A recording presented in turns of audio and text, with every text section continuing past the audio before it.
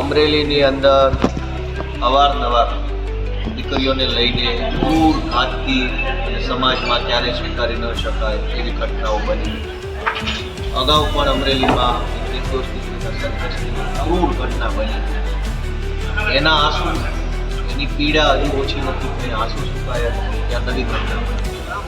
અમરેલીની બજારમાં 4 લુખ્ખા લફંગાઓએ નિર્દોષ દીકરીને મારી નાખવા માટે થઈ છરા મારી, હાથમાં, પગમાં, ગળે અનેક જગ્યાએ છરા મારી નાખવાની. આવા અસામાજિક તત્વો, બુટલેગરો, આવા માથાભારે લોકોની હિંમત કેમ આવે છે? છાસવારે જોઈએ તો ગુજરાતભરમાં આવી ઘટનાઓ બને છે. આ માણસોના હાથમાં એટલી હિંમત કેમ આવી જાય છે કે કોઈને છરો મારી દેવા માટેની કોશિશ કરી? કારણ કે જોવે છે કે પોલીસ તંત્ર કોઈ ગુનેગારનું મદદ નથી. આજે મેં પીડિતા હેતલબેન ભાડ જે છે એમની મુલાકાત લીધી. ખૂબ ઈજા થઈ છે. નાનો અને ગરીબ પરિવાર છે. ખેતી મજૂરી કરી, નાનું મોટું કામકાજ કરી અને ગુજરાત ચલાવતા પરિવાર સાથે આવી ક્રૂર ઘટના બને એ માનસિક આઘાત લાગે. પરિવાર આ આઘાતમાંથી બહાર આવવામાં વર્ષો લાગી જતા હોય. શારીરિક ઈજાઓ મટી જાય છે પણ મનની ઈજા મટે. કોઈ પરિવારની દીકરી સાથે આવી ઘટના બને કે જેમાં લફંગાઓ કશું જ વાતમાં કંઈ હોય નહીં અને દીકરીને માત્ર પરેશાન કરવા માટે થઈ આવી ઘટના કરે તો નિંદનીય છે. સૌથી વધુ ખરાબ બાબત એ છે કે જે ક્રૂર માનસિકતાના હોય, અસામાજિક તત્વો હોય, લફંગાઓ હોય, એના મોઢા તો આખા ગુજરાતને બતાવવા જોઈએ કે કાળા કામના કરનારા કોણ છે.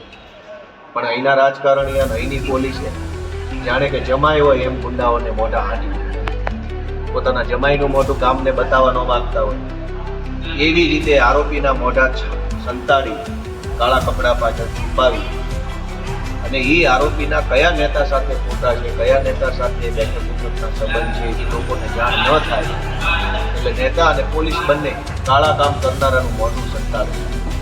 શું કામ સંતાડવું જોઈએ? જેણે કાળા કામ કર્યા છે એનો ચહેરો તો આખા ગુજરાતને બતાવવો જોઈએ કે જો આ લોકોએ કાળા ધંધા કર્યા છે. પણ ક્રૂરતાની હદ જુઓ,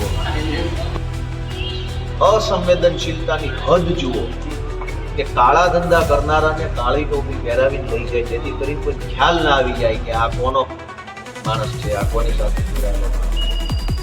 જો નેતાઓ અને પોલીસ બંને ભેગા મળી અને ગુંડાઓને અને અસામાજિક તત્વોને આવી રીતે છાવરે તો ગુંડાની હિંમત વધવાની છે, લફંગાઓની હિંમત વધવાની છે.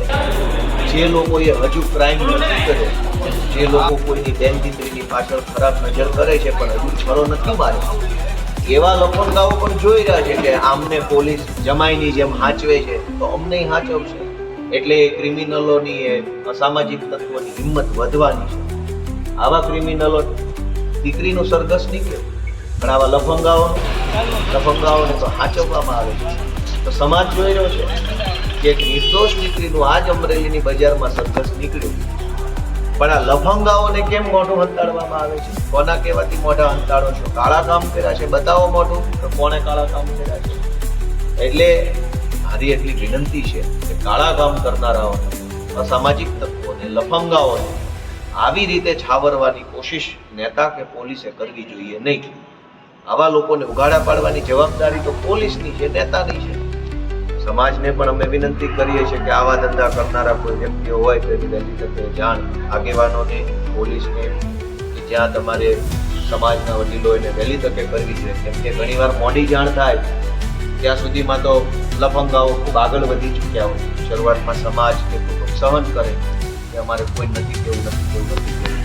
ત્યાં સુધીમાં તો પેલા લફંગાઓની હિંમત ખૂબ વધી ગઈ હોય. આ ઘટનામાં પણ એવું 10 દિવસ સુધી દીકરીને પરેશાન કરવામાં આવી. નાનું કુટુંબ હતો, નાનો પરિવાર છે એટલે એમણે સહન કર્યું કે આપણે કંઈક બોલશું તો આપણી દીકરીને તકલીફ પડશે. એટલે સહન કર્યું એટલે આ ગુંડા તત્વોની હિંમત વધી ગઈ. એટલે મારી બધાને વિનંતી છે કે દીકરીઓ સાથે, પરિવાર સાથે કંઈ પણ આવું બનતું હોય બિલકુલ સહન કરવાના બદલે તમે જેને કહી શકો, પોલીસને કહી શકો તો પોલીસ, આગેવાનને કહી શકો તો આગેવાન, તમારી સોસાયટી કે તમારી જ્ઞાતિમાં કોઈ નેતા ટાઈપનો માણસ હોય તો એને કહી દેવું જોઈએ જેથી કરીને એક રસ્તો નીકળવાની શરૂઆત થાય. કોઈ વાતને સહન કરી લેવાથી કે એ વાતને ચલાવી લેવાથી એનો અંત નથી આવતો. કોકને કહેવું પડશે તો જ અંત આવે છે. આજે દીકરીની ખબર અંતર પૂછી છે, તબિયત સારી છે એમની. આશા રાખી જલ્દી એમને સારું થઈ જાય, અને એવી આશા રાખી કે આ લફંગાઓના મોઢા પરથી કાળું કપડું ન હટે ખાલી, પણ એ કાળા કારનામા કરનારા અને છાવરનારાના મોઢા પરથી પણ પડદો હટવો જોઈએ કે આને કોણ છાવરે છે. તમારી પાસે સારવારના પૈસા